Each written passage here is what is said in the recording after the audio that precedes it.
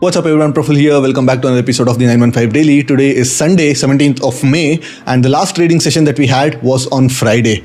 And even on Friday, we had a similar kind of a U-shaped reversal day.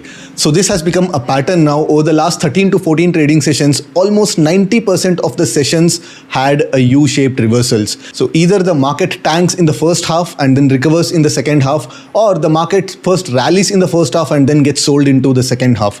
So on Friday, it was the same. So over the last 3 weeks, the market was stuck in a range between 23,800 and 24,500. And 4 days ago, that range got breached. And wahan se we saw almost a 600 point of sell-off. The markets made a low of 23,250. And today, the markets actually made a high of 23,850. Jahan pe previous support tha, wahin pe markets ne ek resistance liya hai. And we saw a sell-off of almost 200 points from that resistance level. So the markets again ended on a day's low. But Gift Nifty is indicating a slight 40 to 50 point of gap up. But again, we have to just wait and watch where the market's going to open on Monday. On Friday, the markets actually opened flat, and within the first few minutes, it made a low of 23,650, and then it rallied 200 points to make a high of 23,850. From there, again, there was a sell-off, hit the day's low, again saw another 150 point of rally, and towards the end of the trading session, we even broke the day's low.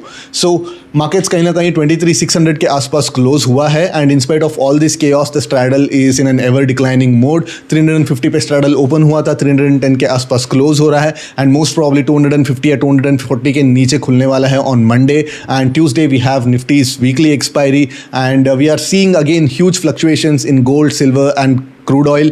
So there is chaos all over, and on Friday there was a sharp decline in gold and silver prices. Almost 6% gold and silver नीचे गिरे थे. So the markets have been volatile both on an intraday basis and on a positional basis.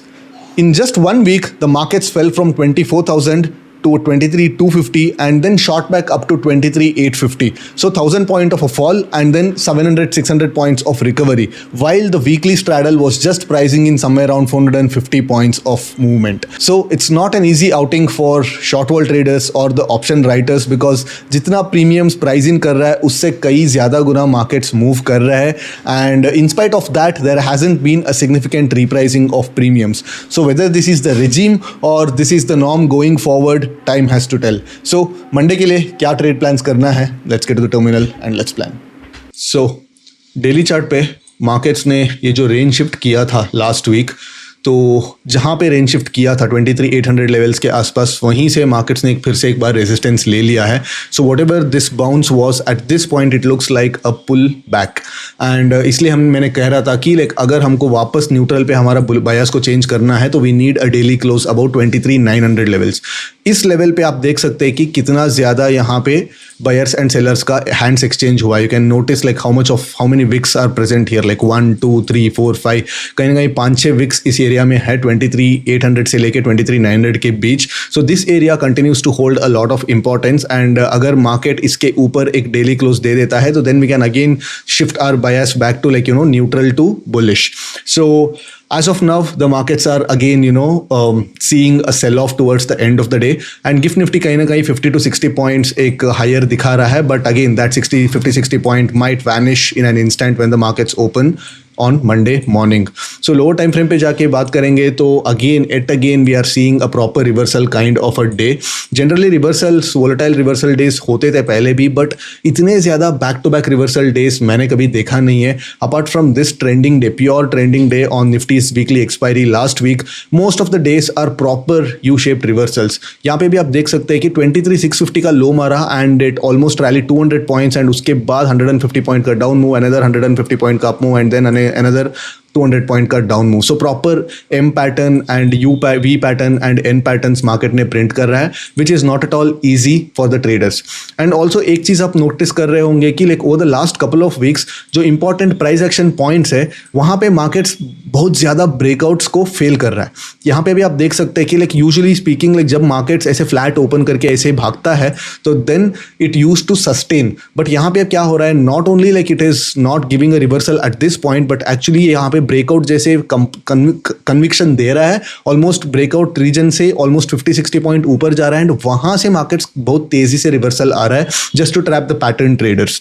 So whether this is regime specific or whether this is something which is going to continue, time has to tell. And yeah, it's not going to be easy for the option writers, even like trend followers के लिए भी या option buyers के लिए भी like इतना easy नहीं है, बिकॉज हम लोग ब्रेकआउट करके ऑप्शन बाई करके बैठे रहते हैं and all it needs is one candle to actually like आपका जो प्रॉफिट्स पूरा नेगेटिव में चला जाता है. एंड या not an easy outing at all. So position sizing थोड़ा लोअर साइज में रहना चाहिए, रिस्क एपेटाइट थोड़ा लोअर साइज में रहना चाहिए. एज आई कीप सेइंग, जब विक्स 14 एंड 13 के नीचे फिर से वापस आ जाएगा, वहाँ पे फिर से मार्केट एक स्टेबल सेन मार्केट्स मिलने वाला है हमको पैसे बनाने के लिए. But at this point you know watchful is the word, and return of capital is more important than return on capital. ठीक है, तो यहाँ पे आप देख सकते हैं कि like straddle in spite of having multiple whipsaws through out the day कहीं ना कहीं 50 पॉइंट का एक क्रश देखने को मिला है, 40 पॉइंट का क्रश देखने को मिला है. But again don't be too happy about this 40 point crush, because आपको झेलना पड़ता है 700 points of swing, almost 200 points here, 200 points here, another 150 points here and another 200 points here. So total 700 points का एक क्रश झेलने के बाद आपके हाथ में 40 पॉइंट का एक क्रश मिलता है. एंड ये जो 40 पॉइंट का क्रश है उससे ज्यादा आपने दी रहेंगे टू डेल्टा हेज.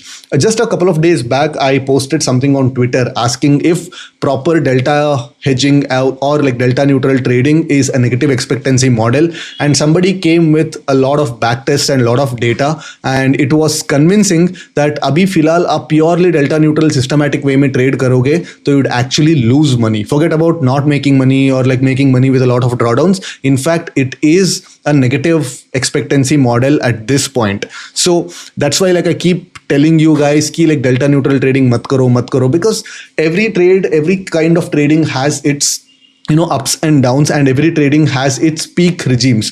तो अभी फिलहाल जो चल रहा है it is anti delta neutral trading, basically short wall trading या short gamma trading का against चल रहा है. तो at this point, even if you don't know other styles of trading, what you have to do is like you have to protect your capital so that when the time is right and when things start improving again for the short wall, short gamma traders, you should be in a position to actually go out and make a killing. ठीक है. So Monday के दिन again ये जो 310 rupees का straddle है definitely 250 के नीचे ओपन होने वाला है, and probably another 40 points of crash potentially मिल सकता है. But again the markets would continue to be very volatile. So जहाँ पे लाइक गिफ्ट निफ्टी पॉइंट कर रहा है तो probably like we might be opening like यहाँ पे कहीं पे यहाँ पे ओपन हो सकता है. And again if at all we come to like 23,850 levels, again wait for a double top kind of a pattern and short the markets. यहाँ पे एक मीन रिवर्शन ट्रेड ले सकता है. बट अगेन मार्केट्स यहाँ पे ओपन होने के बाद अगर 23,600 को ब्रीच कर देता है 945 के पहले, then market has a lot of space to go. तो यहाँ तक भी मार्केट्स आ सकता है 23,400 के आसपास. सो एक 50-60 पॉइंट का स्टॉप लॉस के साथ हम लोगों को 100-150 पॉइंट्स का भी एक टारगेट मिल सकता है. सो 1:3 का ट्रेड मिल सकता है. तो यहाँ पे मैं एक बार री एंट्री भी लेने के लिए भी तैयार रहता हूँ. लेट्स से आज के रात में अगर कुछ नेगेटिव न्यूज़ आ जाता है एंड ये लो के नीचे, आई मीन ये स्विंग के नीचे अगर मार्केट खुल जाता है, तो then you have to reassess your model and you have to wait for the markets to actually pick a particular zone. अगर मार्केट लो पे ओपन होने के बाद अगर मार्केट पहले 15 मिनट में मार्केट्स रिकवर कर देता है, then we can actually go long. जैसे मार्केट्स इसके ऊपर ट्रेड करना शुरू करता है, लेट्स से गैप डाउन यहाँ पे ओपन हो गया एंड 15-20 मिनट्स के अंदर मार्केट्स ये रेंज के अंदर वापस घुस गया, then you can take the low of the day as some sort of a stop loss and you can trade bullish setups. Bullish setups कुछ भी हो सकता है कि कुछ डेबिट कॉल रेशियोज हो जाए या कुछ नेकेड पुट्स हो जाए at the money, OTM, ITM या फ्यूचर ट्रेड्स हो जाए, whatever. Like I am just trying to give you the sense of direction. Structures क्या यूज करना है वो आपके प्रैक्टिस और आपके कंफर्ट के हिसाब से आपको स्ट्रक्चर यूज करना है, आपके कंफर्ट के हिसाब से आपको पोजीशन साइज रखना है, आपके कंफर्ट के हिसाब से आप P&L को मैनेज भी करना है. ठीक है.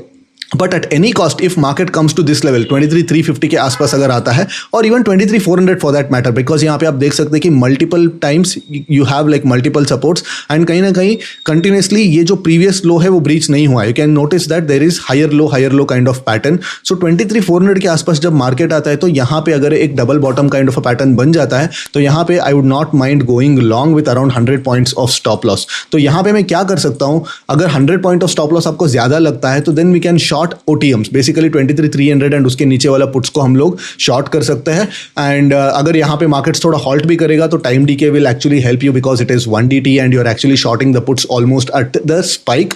बट अगर मार्केट्स इमीडिएटली एक रिवर्स भी हो जाता है देन वो जो पुट्स है वो इमीडिएटली काफ़ी अच्छे प्रीमियम्स पे लाइक प्रीमियम क्रश हो जाता है and then that would give a decent amount of money for you guys. So यहाँ पे एक मीन रिवर्शन ट्रेड है 23,400 के आसपास, 23,850 के आसपास एक मीन रिवर्शन ट्रेड है. अगर फ्लैट खुल के इसके नीचे जैसे ये लो ब्रीच कर देता है 950 के पे 950 10 o'clock के पहले देन हमारे पास एक ट्रेंड फॉलोइंग का एक ट्रेड है. तो उसके अलावा अगर एक बड़ा वाला गैप अप खुल जाता है तो देन अगेन यहाँ पे डबल टॉप पैटर्न होने के बाद ही हम लोग शॉर्ट करेंगे बिकॉज मार्केट्स ने मल्टीपल टाइम्स यहाँ पे ब्रेकआउट फेल दिया है. आप देख सकते हैं कि लाइक शॉर्टर टाइम फ्रेम पे यहाँ पे हमको एक double head and shoulder kind of a pattern भी नजर आ रहा है. But again I am not a big believer of like इतना पॉपुलर पैटर्न्स काम करेगा मोस्ट ऑफ द टाइम. लेकिन जो पॉपुलर पैटर्न्स है वहां पे ज्यादातर ट्रैपिंग होती है ना कि वो पैटर्न सक्सेसफुल होता है. सो यहाँ पे अगर ये हाई ब्रीच हो जाता है 10 o'clock के पहले तो then I would not mind going long. But again 24,000 के आसपास फिर से हमारे पास एक रेजिस्टेंस आ जाता है तो अगर हम लोग लॉन्ग जाते भी तो 120 to 130 पॉइंट से ज्यादा हम लोगों को टारगेट नहीं मिलने वाला है. 24,000 के आसपास again the markets will hit the resistance and expect some amount of profit booking और sell off at 24,000 levels. Alright, so apart from this again size it down, don't trade delta neutral and wait for the markets to come to your levels to initiate your trades. अभी कैसा है like this is scalper's paradise. अगर कोई बंदा scalper होके अच्छे से scalp कर सकता है तो if you can wait for the setups to actually come to you and not preempt those moves then there is money to be made. But again systematic traders के लिए it's gonna be a hard time. It has been a hard time for the last couple of months and it is going to continue to be a hard time for probably another couple of months till this entire war scenario is over. And but going by the looks of it, the war is not looking like it's gonna end anytime soon. So fingers crossed. I'll see you again on Monday. Till then, take care. Bye bye.